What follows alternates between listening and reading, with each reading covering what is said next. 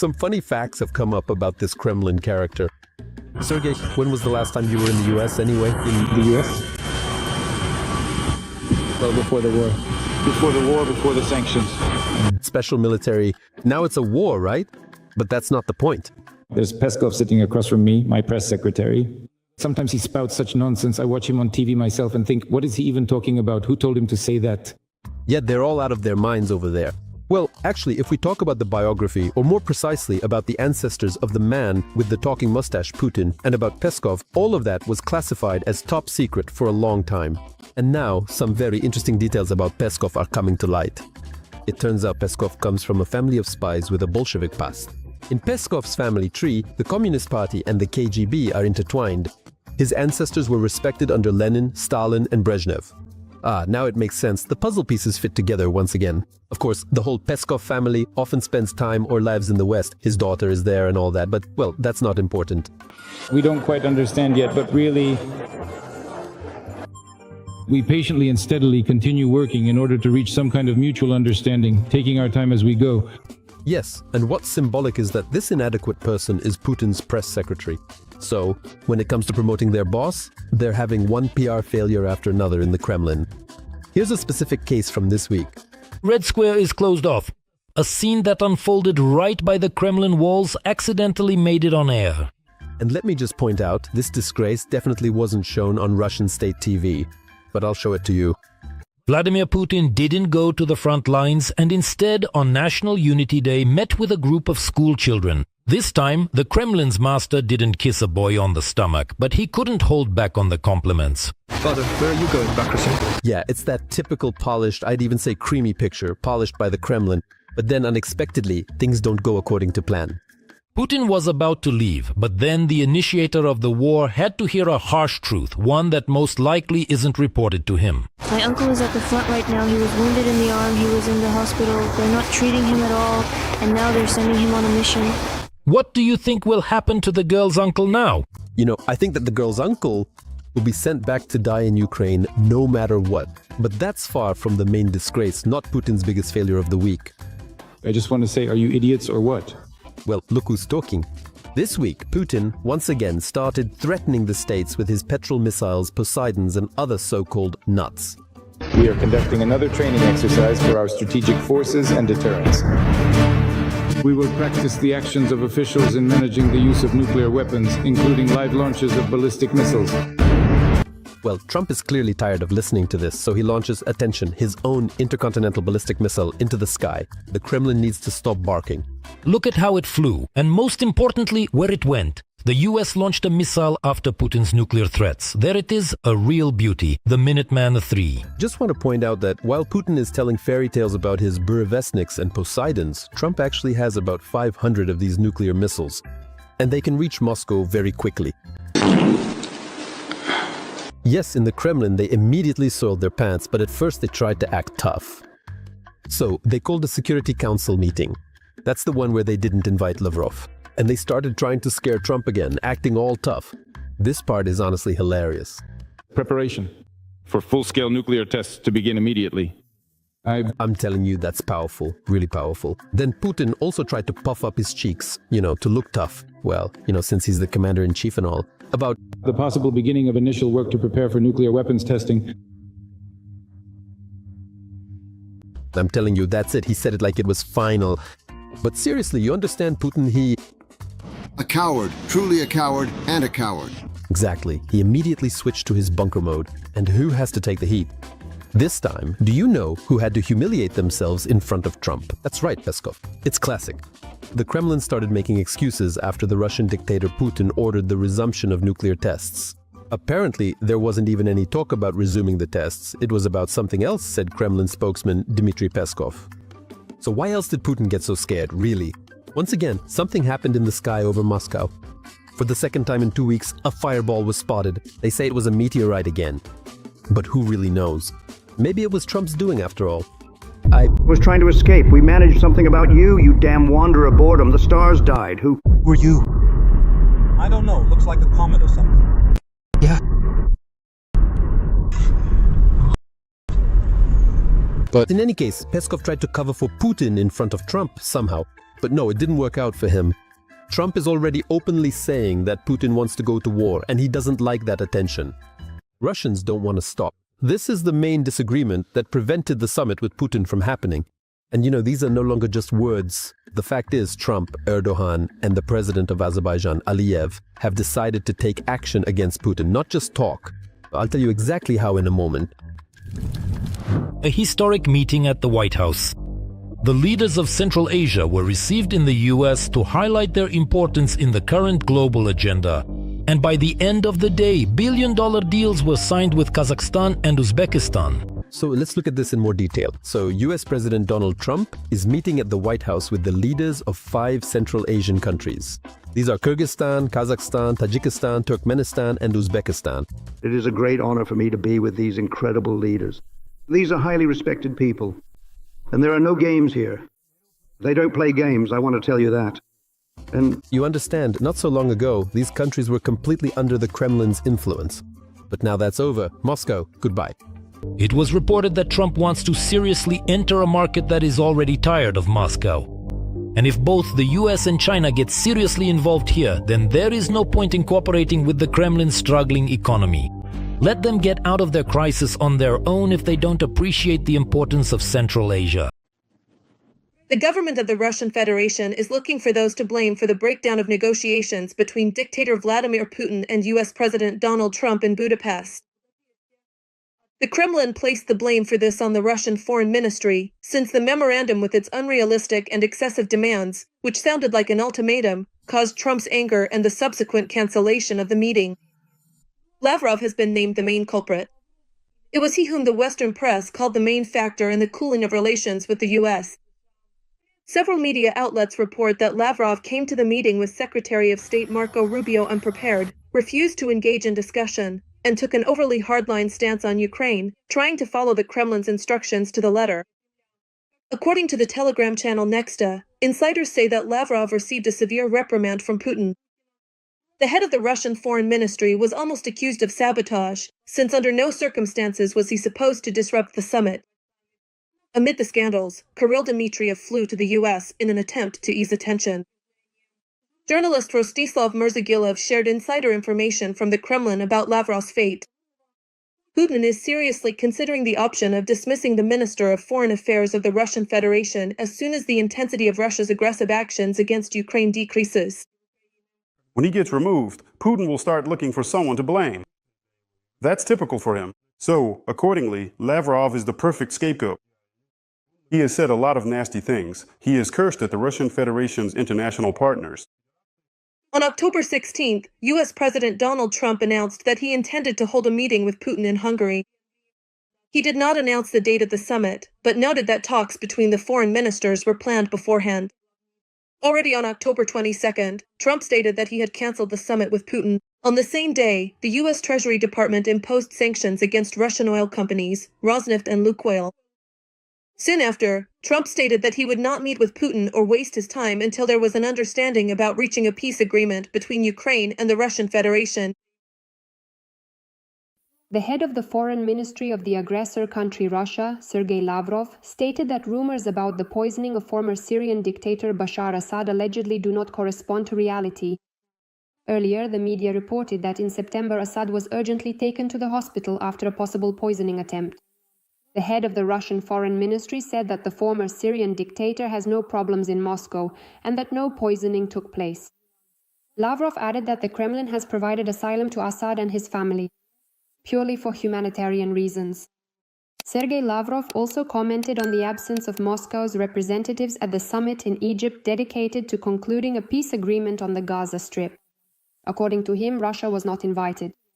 He said that the invitation was sent by the summit organizers. The leadership of Egypt, which coordinated its actions with other Arab initiators, but primarily with the United States. It should be noted that this is the first statement from the head of the foreign ministry of the aggressor country after a long absence from the public sphere. The Telegram channel Kremlin Tabakerka previously reported that the Russian dictator Vladimir Putin was allegedly advised to arrest Lavrov for treason. According to the channel sources, at the very least, he faces dismissal. In particular, Lavrov is accused of allegedly committing treason and of hindering the establishment of Russian-American relations. The possible dismissal of the foreign minister may be connected to the power transition in the Kremlin. According to the Telegram channel General SVR, the alleged successor to the presidency of Russia is Dmitry Patrushev, who currently serves as Deputy Prime Minister of the Russian Federation. The channel reports that the end of the power transition is already near. He's actually so incredibly ancient that he knew the Kremlin Führer back when he was still pretending to be a Democrat. What is this? Have they completely lost their minds or what? It's just unbelievable. Just like his balding boss in his chair, or rather in his stall, he's been there for over 20 years. You know, I'm actually a horse. A shapeshifter. Once a respected and influential diplomat who ruined his own reputation, obediently washing Puilos's dirty laundry. But You could never make my husband do the laundry. Yeah, scent would make him do it. a showy traditionalist, a devoted family man, a script carrier, and just a God-fearing Christian. Sergei Viktorovich Lavrov, who is the Distinguished Minister of Foreign Affairs of the Russian Federation, is hereby awarded the prestigious Order of the Holy Prince Alexander Nevsky, First Class, by the Russian Orthodox Church. In reality, an adulterer, clumsily hiding his mistress, or rather, even his second family. A business trip to a diplomatic mission, yes, that's exactly what it says, a business trip at the age of just 13. A debauchee and libertine who happily spends time on luxurious yachts in the company of powerful oligarchs and high-class prostitutes. Nice work. The living embodiment of Russian diplomacy and notorious arrogance.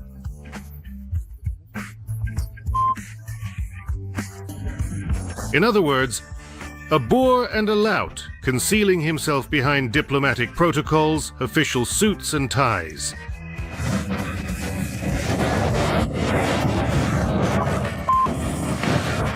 One of the main accomplices of the infamous bunker villain who is actively promoting war on the international stage. So, a ceasefire right now would mean only one thing: that a huge part of Ukraine would currently remain under the control of the Nazi regime.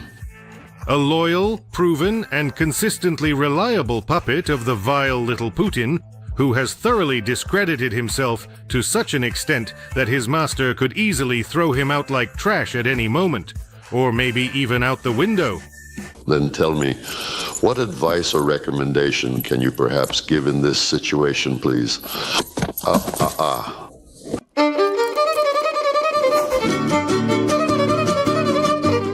A hypocrite, manipulator, cynical liar, and war criminal who has been responsible for Russia's foreign policy for over 20 years. So it's you that everyone is cursing? It's you who are to blame for everything. A cowardly opportunist and careerist who figured it out even in his youth. The USSR is a multinational state where everyone is equal, but still, Russians are more equal than others. I am Russian. But let's not really kid ourselves.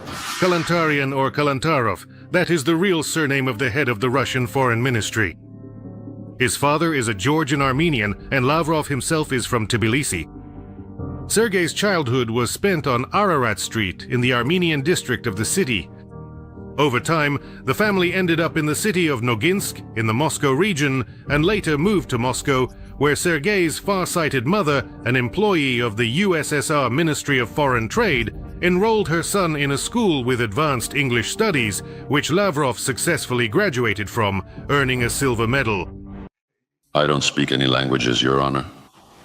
It would seem all doors to the country's top universities were open to such a talented boy. That's true, but not to the elite ones. Especially not the Institute of International Relations. The boy's Caucasian roots could have put an end to his future brilliant diplomatic career. And so, not to tempt fate, Sergei Kalantarian became Lavrov, taking his mother's suitably traditional Russian surname. I'm narrow-minded. So just as with his very birth, Sergei owed his entry into diplomatic life to his mother. After her son graduated from MGIMO, it was she, using her connections in the Ministry of Foreign Trade, who helped Sergei get a job at the Soviet Foreign Ministry. It will be them, not these, who put us in the defendant's seat, especially you diplomats. Just a few years later, Lavrov would receive his first significant position at the USSR's mission to the UN. The collapse of the Soviet Union would hardly affect Sergei's career. He would automatically transition from a Soviet diplomat to a Russian one, although judging by the sweater Lavrov wore when he showed up in Alaska almost 35 years after the collapse of the evil empire, he still seems to be nostalgic for the socialist prison camp. Sergei Viktorovich, is this your first time in Alaska? Twins, could you please tell us? Is it your first? I've been here before, I have. Do you like it? There was absolutely nothing imperial about it at all. There was no discussion or talk whatsoever of any attempts to revive imperial thinking, as some people claim. It was in the USA, on enemy soil, deep behind enemy lines, that the first daughter, Ekaterina, was born to the Russian ultra-patriot from his official wife, Maria Lavrova. For a long time, with all his might, Sergei would pretend to be a true, upstanding family man and proclaim traditional values at every turn. But no matter how long you twist the rope, the end will show. Over time, journalists saw through the charade and discovered his second unofficial family, Lavrov's. But we'll talk about this corrupting influence of the West a bit later. A little about myself. Split personality, constant nonsense. Erotomania. After the collapse of the Soviet Union, in Yeltsin's new Russia, Lavrov becomes the permanent representative of the Russian Federation to the UN and Security Council. Sergei Viktorovich serves in this role for over 10 years, until 2004, when Putin appoints him Minister of Foreign Affairs. Weren't you warned that I suffer from all kinds of nervous and mental illnesses? The connections he built in New York and his extensive diplomatic experience did their job. On the international stage, Lavrov became a highly respected figure. At that time, few were able to see the lame nag in the dashing Bucephalus. The first warning signs that revealed the diplomat's true rude nature rang out in 2008, when during a conversation with the British minister, the head of the Russian Foreign Ministry got personal.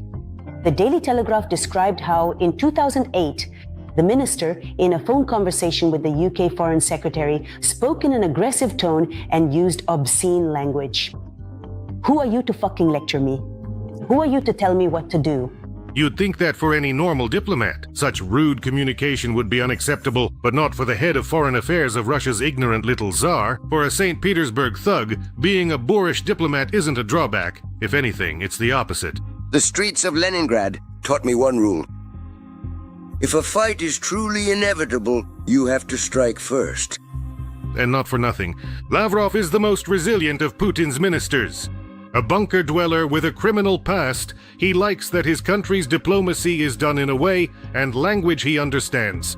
To use slang, but still we have this saying. A guy said, a guy did it, right? After landing the position of foreign minister, and with it unlimited influence, Lavrov, just like most top officials in the Russian Federation, set about improving his own personal life and well-being. No, not the lives of ordinary Russians, but his own. And also those of his numerous relatives and mistresses. I can't believe it. Billy! Such crocodile appetites! For many years, Lavrov's private life, just like that of Russia's main Führer Putler, was almost a state secret.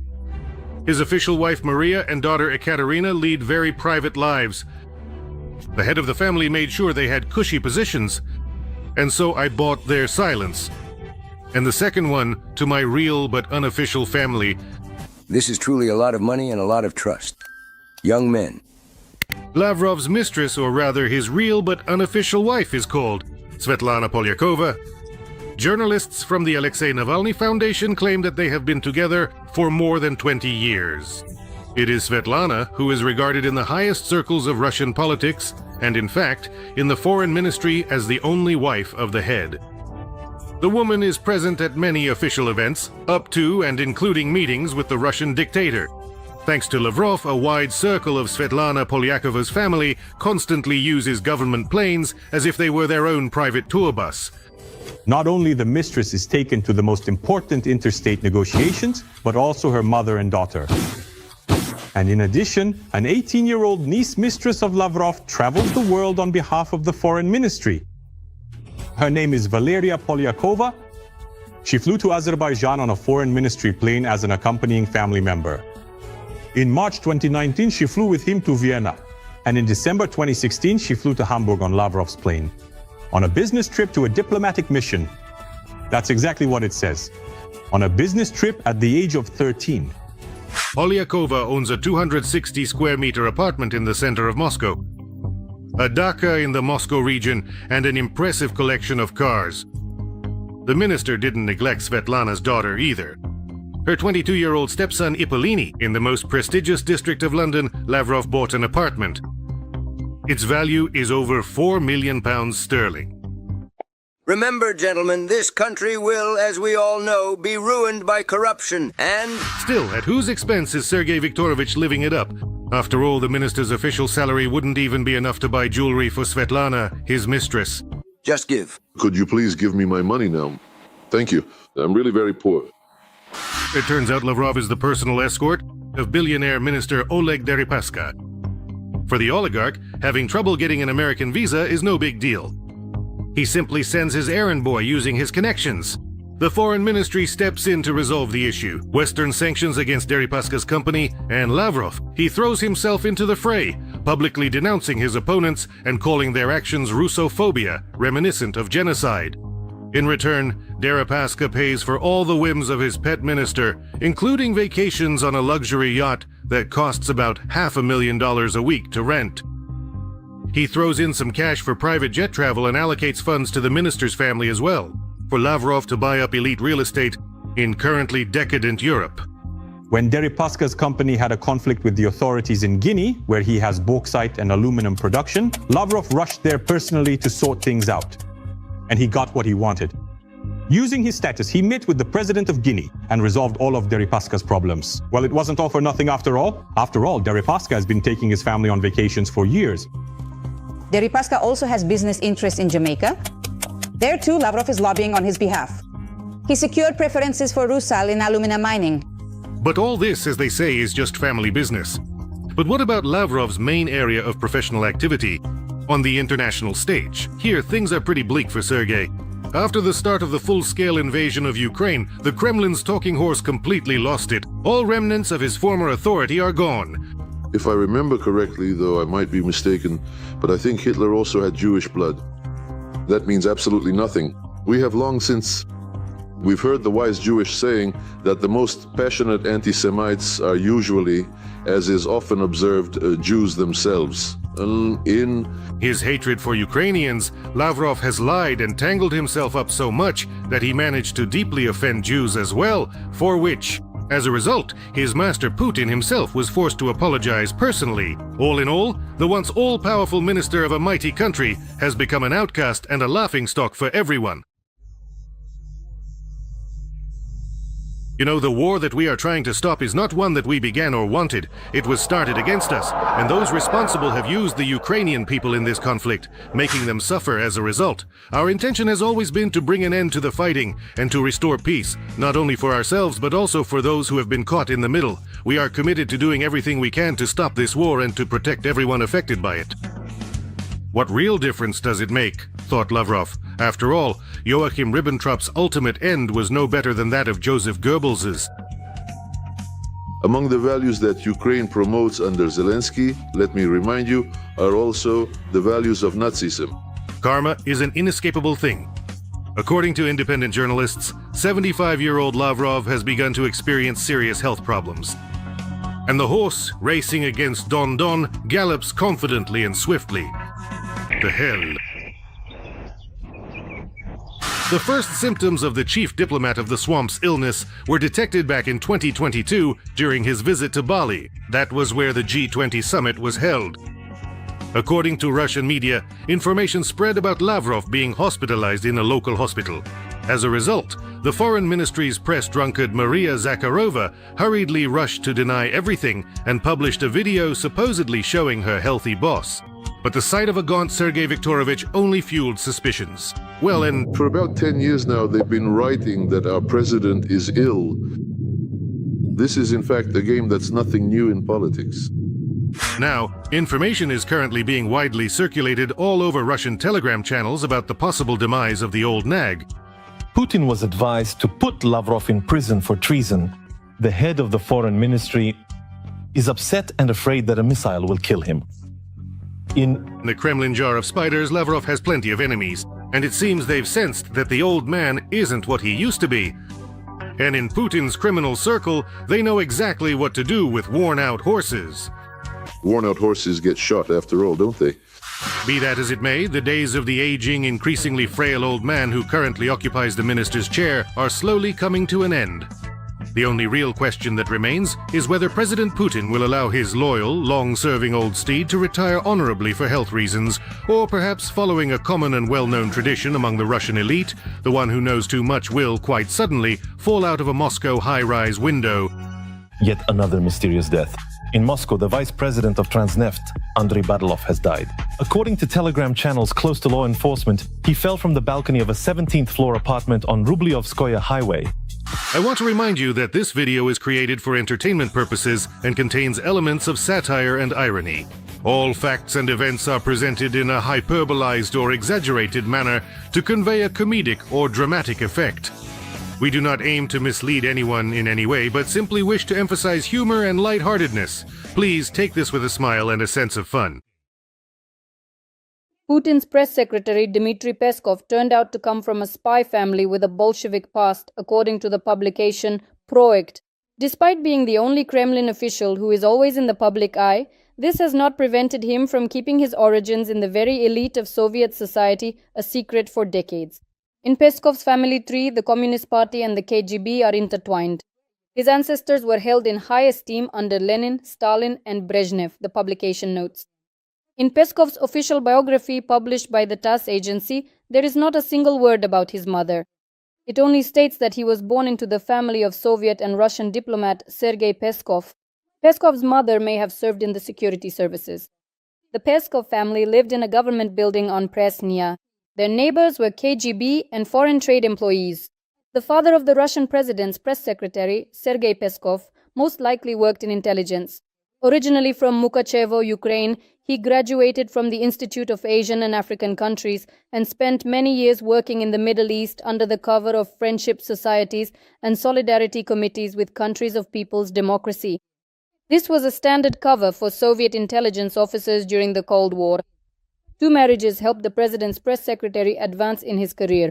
His first wife was Anastasia, the granddaughter of Stalin's Marshal Semyon Budyonny. The second marriage played an important role in Peskov's career. He married Ekaterina, the daughter of Russian diplomat Vladimir Solotsinsky. It was Solotsinsky who, in 1999, recommended Peskov as a translator during Boris Yeltsin's visit to Turkey. After that, he was transferred to the Kremlin. This is how Peskov became the second person after Alexei Gromov responsible for Putin's media image in the Kremlin.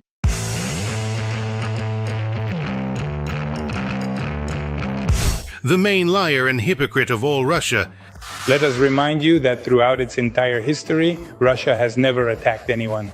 The mouthpiece for the thoughts and intentions of the completely deranged bunker-dwelling madman. And as Putin said yesterday, one of the objectives was the demilitarization of Ukraine. In fact, this objective has largely been achieved. The talking mouth of Putin, whom not even Putin himself believes. There's Peskov sitting across from me, my press secretary. Sometimes he spouts such nonsense I myself watch. On TV, I think, what is he talking about? Who told him to say that? When his master loosens the leash, he's a charming liberal, not without self-irony. Good evening, hello.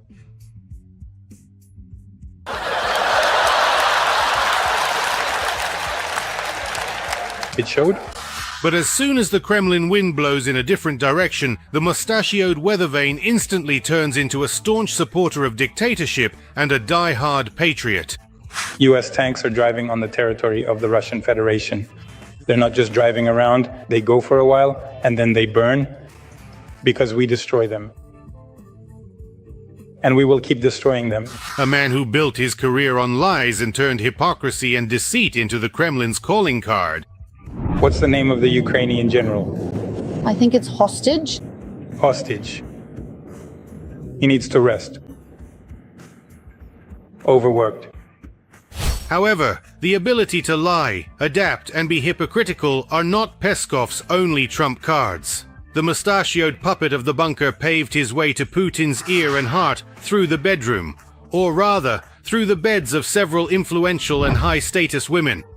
As for the story with the watch, well, I couldn't not wear my wife's gift to our wedding. It's hardly likely that a gift from a wife to her husband or from a husband to his wife could have anything to do with anti-corruption activities. Especially, not a single word from her can be trusted. Whether she's talking about war, politics, the economy, or family. A person who has obediently accepted the role of court jester and who gladly plays the part of Putin's puppet.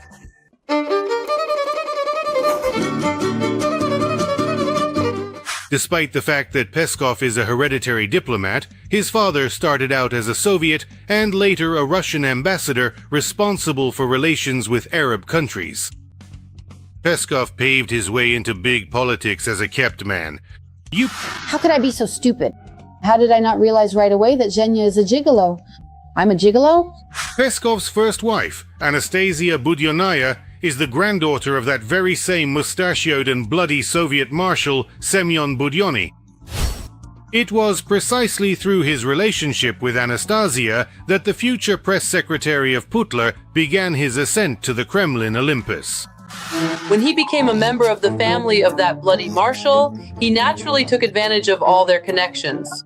Family ties, as well as knowledge of several foreign languages, helped the mustachioed liar get a job at the Soviet Foreign Ministry. A few years later, after the collapse of the Soviet Union, the Budyonny name lost its former luster. And the gigolo diplomat Peskov began looking for new bedroom opportunities. And he found them. You want a great but pure love. Well, who doesn't want that? In '94, he married 18-year-old Ekaterina Solotsinskaya, the daughter of influential Russian diplomat Vladimir Solotsinsky. Then come to the hayloft when it gets dark. By the time of the wedding, the romance between Dima and Ekaterina had already been going on for several years. The future tainted Putin clan was not bothered by the mistress's underage status, nor by the official wife, nor by their still very young son. He began actively pursuing her when he was just 14 years old at a very young age, while his wife, who at that particular time was Budyonny's granddaughter, was already pregnant with their son. Many people today know Peskov's son well. He inherited his father's ability to lie and be hypocritical at a genetic level. First, you need to try with a simple lie. This is the same Nikolai Chules who so absurdly shied away from mobilization, hiding behind his father's surname. Do you know that I am Mr. Peskov? How wrong is it for me to... Did you sit down? Yeah. Anyway, I'll handle this, I'll deal with it at another level. Having become a laughingstock, Kolya supposedly went off to war, where, anonymously and apparently out of excessive modesty, he served under Prigozhin's wing, the head of Wagner PMC. This is the first time I'm saying this. Out of all my acquaintances, there's one person, Dmitry Sergeyevich Peskov, who at one time was known as a complete liberal, and his son, who spent part of his life in America, I think, if I'm not mistaken, or in England. He came and said, I'll take him as a regular artilleryman. By the way, he did his job absolutely fine. As a regular artilleryman, knee-deep in mud and filth during a hurricane. Very few people know about this. Wonderful, amazing, absolutely brilliant, truly incredible and fantastic. By the way, when it comes to Nikolai's modesty, in this regard he's no worse than his father. The offspring of Putin's secretary has never officially worked anywhere. At the same time, he owns expensive real estate in the center of Moscow, as well as a fleet of luxury cars. Nikolai himself drives a new Range Rover, patriotically tying a St. George ribbon to the mirror. Such a car costs about 9 million rubles. And here we see a Ferrari in his collection. And here's a Mercedes, a motorcycle, and of course, a Harley Davidson. In between parties at a late night, clubs, Peskov's child even managed to spend time in a British prison. In 2009, the son of the future presidential press secretary and great-grandson of Marshal Budyonny attacked a British teenager. Well, you piece of trash, now I'm going to beat you up. Just not here, Kolya, not here. Let's go, follow me. Go ahead. This happened right outside the local McDonald's. all in the best Russian traditions. First, Peskov's son beat up the underage poor guy and took his money, and then tried to escape. In Moscow, he might have gotten away with it, but in London, even fools have to obey the law. The British police found and punished the perpetrator. But let's get back to our main Peskov. After swapping Budenaya for Solotsinskaya, Dima continued to climb the career ladder. The connections of his new flame's father helped the mustachioed opportunist land a job at the Russian embassy in Turkey. You never truly loved me. You married me just for your career. Fame didn't keep Kalima waiting long. In November '99, Peskov appeared on television for the first time. In front of millions of Russians, he flamboyantly flattered his boss, his future boss, Boris Yeltsin. This happened at the OSCE summit in Istanbul. You are a great man, sire. It was thanks to this visit by Yeltsin to Turkey that Peskov managed to make his way into the Kremlin. Dima quickly managed to win over the boss of all Russian propagandists, Alexei Gromov. An obsequious, unscrupulous, and fawning lackey, a real find for the Kremlin. After a brief period of serving Yeltsin, Dima was then passed on to Putin as an inheritance. I will point it out, just to be clear. I did everything I could. As he climbed the career ladder, Dima lost interest in his now less prestigious second wife, and Peskov began cheating on her more and more often. By that time, Ekaterina had given the mustachioed liar 3 children, a daughter, Elizaveta, and 2 sons, Mika and Danny.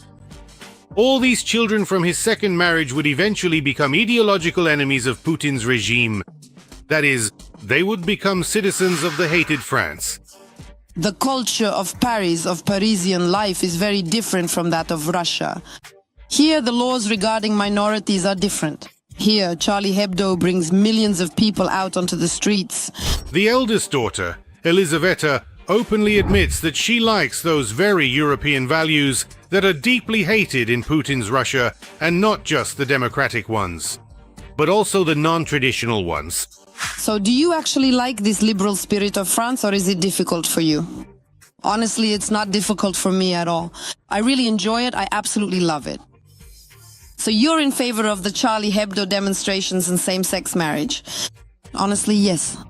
And once again, the genetic Peskov hypocrisy is plain to see. We love freedom, democracy, and liberalism. But we love the father's connections, which allow Liza to live a wealthy life even more.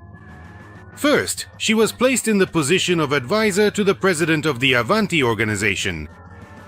All that Peskov's daughter was remembered for in that position was empty talk about PR for shipbuilding. It's necessary to develop strategies, roughly speaking, for the PR of shipbuilding, ship production. Liza really loves Paris. But even more, she loves the luxury and big money from her father, thanks to which she set up her life in France.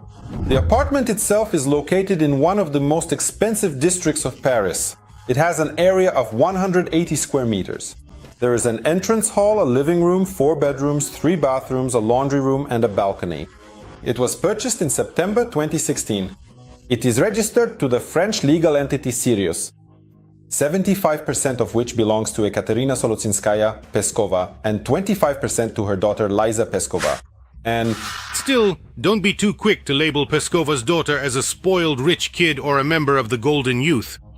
It would be better to feel sorry for poor Liza. After all, according to her father, she doesn't live. She merely survives in the harshest French, practically Spartan conditions. She was never a spoiled rich kid. She had a very difficult life, a tough time studying. Not only in Russia, she also studied in France. And she always lived there in great poverty. The millions of euros that Peskov spent on supporting the children of his wife, Ekaterina Solotsinskaya, became a sort of payoff for his infidelities and the collapse of yet another family. A government official who has never been involved in business bought up elite real estate and luxury cars in huge quantities. Remember, gentlemen, this country will be ruined by corruption. In 2010, the future Kremlin family man starts a new romance. This time, it's with the figure skating champion Tatyana Navka. Family values? Never heard of them. At that time, not only Dmitry was married, but so was Tatyana. I can't tell you absolutely everything, but I'll say this. We really did have families before, just so you know. We have children from our previous marriages. All these Russian values and traditional morals are just for the common folk. The Tsars and boyars aren't interested in these fairy tales. He would only officially divorce his former wife, Yekaterina Peskova, 2 years later. By the way, in that same 2012, the liar and sycophant finally reached his Olympus, the seat of press secretary to the Russian dictator. The real stroke of luck in my life, of course, was becoming Putin's press secretary. What a stroke of luck it was indeed. The position turned out to be very lucrative. See for yourself. Just a few years later, at the wedding of Putin's talking marionette, journalists noticed an exclusive Richard Mille Swiss watch on his wrist, worth about $620,000. The state hires me, they pay me a salary, and I do my job. Without even thinking, the mustachioed liar claimed that it was supposedly a gift from his new, already third wife. Where figure skater Navka got that kind of money, the common folk don't deserve to know such details. God will judge them for their actions, but I know, without any doubt whatsoever, that I am being completely and totally honest. With myself, with my perhaps homeland, and in general. Russians also don't deserve to know how Babkin, the press secretary, managed to have a honeymoon on the largest sailing yacht in the world. People want to figure out what's going on. That's natural?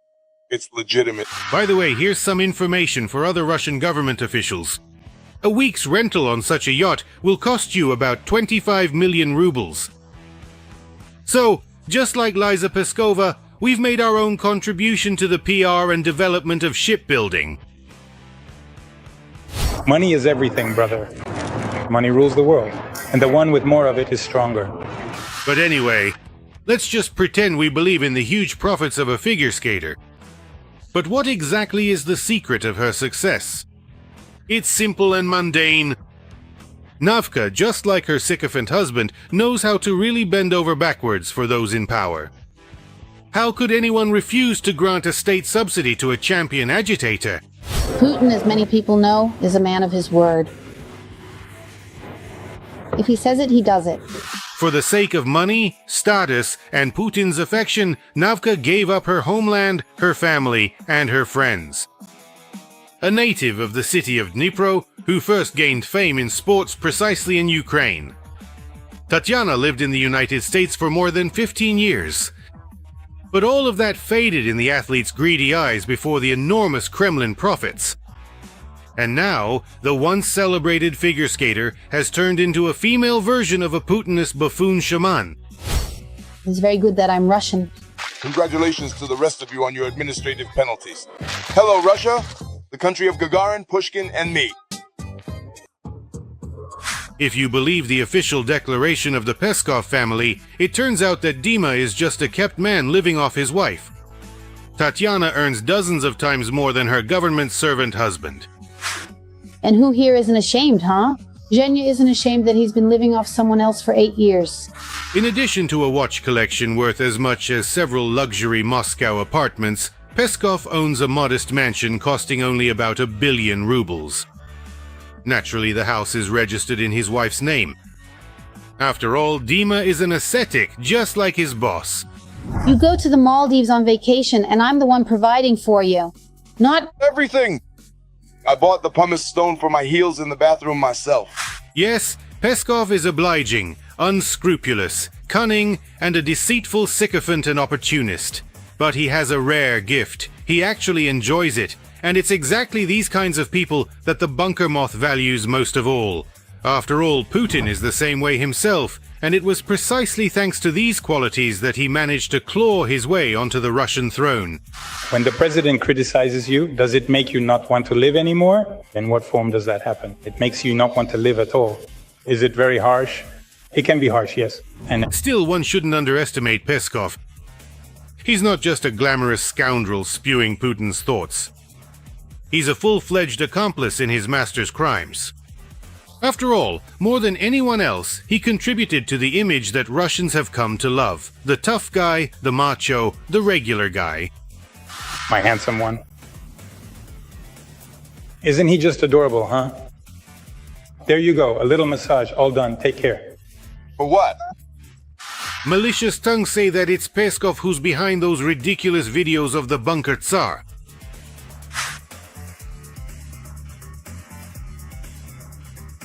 With footage that turns a small, insecure, frail and bitter thug into a cruel and all-powerful leader of the nation.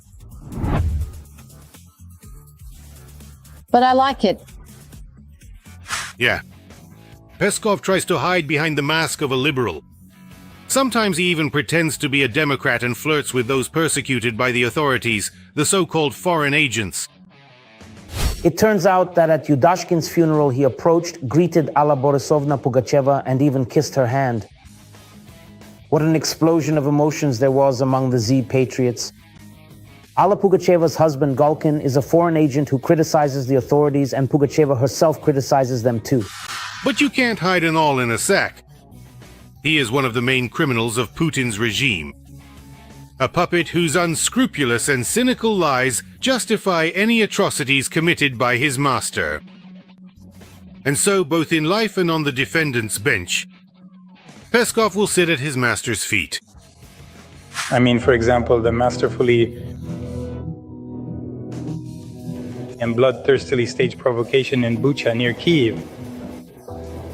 Obviously, Ukrainian specialists themselves could hardly have worked so professionally. They have an army of companies working for them too. PR firms, television people, information advisors, and specialists in information warfare. But in my lifetime, of course, it has never gone this far. And what I see now, I truly could never have imagined would ever happen in this world. I would like to remind you that this video is created for entertainment purposes and contains elements of satire and irony. All facts and events are presented in a hyperbolized or exaggerated form to convey a comedic or dramatic effect. Our goal is not to mislead, but to highlight humor. Please take it with a smile.